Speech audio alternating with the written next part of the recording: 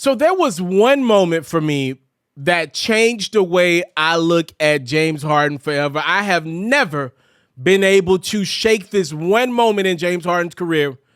That's why when I hear, guys bring up James Harden being better than Dwayne Wade, and look, stats will tell you that James Harden was better than Dwayne Wade, Reggie Miller, a lot of these guys. Matter of fact, 3-4 years ago, they started bringing him up in the conversation with Kobe.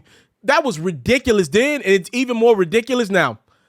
I never had James Harden on my top 5 of shooting guards of all time. I never did. And it all started with one moment where I knew James would never be in that conversation.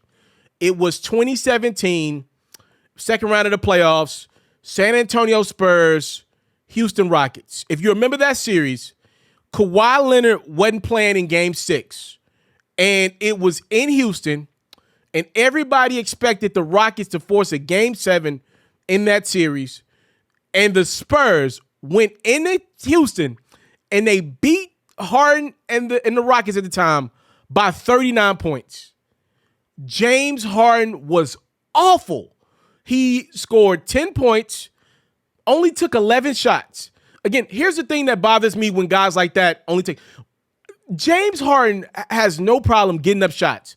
When you see a guy like that go from getting up 30 shots per game in the regular season down to 10, 11, like under half his shots, he took a third of the shots that he took in the regular season pretty much, it's up here. It's either they're sending double his way or it's up here. And I believe it was up here because Pop and them wasn't even just triple teaming Harden like that. It was up here. He wanted no parts of that moment. The moment was too big for James Harden. His plus minus in that game was a negative 28. Everybody thought the Rockets were going to force a Game 7. You remember the next series, that was when Kawhi Leonard ended up getting undercut by Zaza Pachulia. And the rest is history. The Warriors won the championship that year. But that one moment, for me, I could never erase it when I was thinking always, when I talk James Harden, I knew comfortably like, he's going to be in the conversation of the second tier shooting guards of all time, never in the first tier for me. Since then, I have seen nothing but evidence to support my claim that I've yet to make until today. The first time I ever made this claim, with the last thing that happened here is James Harden finds himself in Philadelphia as a 76er now. If you look at the Dwight Howard era in Houston, was he perfect? No. But now we can look back and say, it probably wasn't handled the best by James either. If you look at the Chris Paul era, ever since Chris left Houston, Chris has been nothing but iconic. Not just good, great. If you look at what he did with that Oklahoma City Thunder team in that one season, it's unreal how great Chris Paul was. Now, give Chris some blame here. He couldn't stay healthy, and I do believe he rededicated his body after that Rockets run. Now, you got to give Chris some blame there, but the fact that there were possessions in the postseason where James Harden turned Chris Paul, do you see how great Chris Paul has been the last few years? He turned him into a shooting guard. Chris was stuck in the corner. Now, let me ask you this. I'm just going to ask you this question. Is there any world where Chris Paul, from what you've seen over the last 3 years, should be off the ball in favor of James Harden from what you've seen from him in the last 3-4 years? I'm asking, do you see what Chris is doing in Phoenix? They're not losing games. They don't lose. They're 40-something and 10. They don't lose games. So Chris has revitalized his career following the James Harden era. James said it was him. James, after the Rockets lost, he said, I know what needs to be changed. He was defining that, and his boy Daryl Morey made change. Chris was gone. Okay, Russell Westbrook comes in. I'll give James leeway there because no one has been able to figure it out with Russ. So Harden wanted out of Houston. He knew his boy Daryl Morey was about to leave. Okay, you get to go to Brooklyn with Kevin Durant and Kyrie Irving. And look, this year has been a mess. Kyrie ain't getting vaccinated. I'll give Harden this year. I'm fine. I'll give him this year. What I'm not giving him a pass for is last year. Last year, he got to Brooklyn out of shape because he didn't care about starting the season in shape with Houston. He got to Brooklyn, around January. He was out of shape, worked himself into shape after the injuries to KD and Kai, and started balling. Found a way to get in the MVP conversation somehow, some way.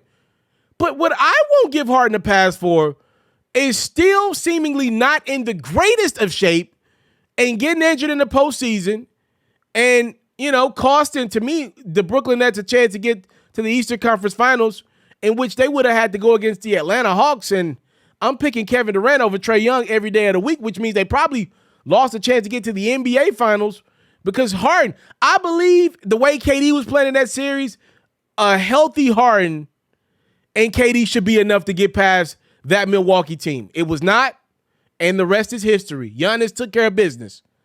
So every time things get hard, and when you need, there are so many experiences when James Harden has folded for the Houston Rockets. And maybe the numbers say different. He's a stat stuffer. Maybe the numbers say he's averaging 20-some-odd points in the playoffs. The impact from Harden, if you look at that entire Houston Rockets run, has been null and void.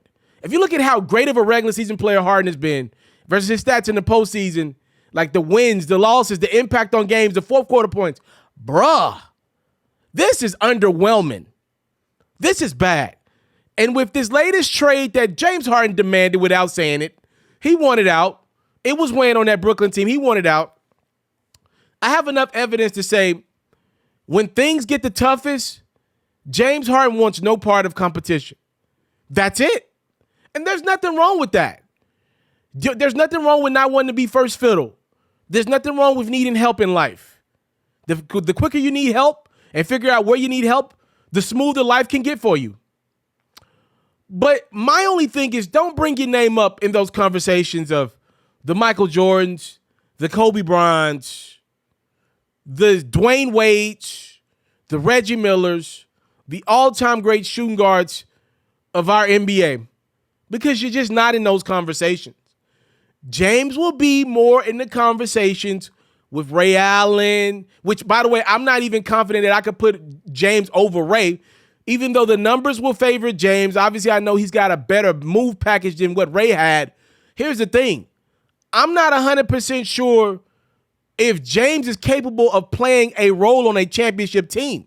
If he's able to win a championship with Philly as the second option, I'll obviously put him over Ray Allen. No questions about it.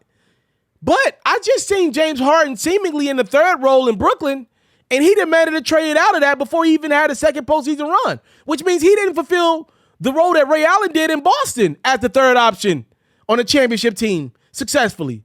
How can I put Harden over Ray, the second greatest shooter of all time? Ray pulled back because he knew what role needed to be for winning. What do these meaningless stats mean for James Harden if they're not helping your team get better? We know now, we have enough evidence that when things get thick, James Harden is going to call his boy Daryl Morey and get out of a situation. If he can get the player that he doesn't like out of a situation, or if he can get out of town, that's what he's going to do. And that is a big part of James Harden's legacy. It has left me a lot to be desired because when the moments hit the grandest of stages, James Harden, throughout his career, has folded.